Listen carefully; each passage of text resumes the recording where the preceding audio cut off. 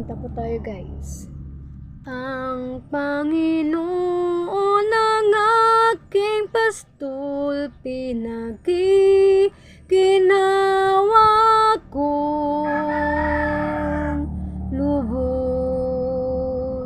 Madilim na lambak man ang tatahakin ko, wala akong sindak, siya ay kasama ko.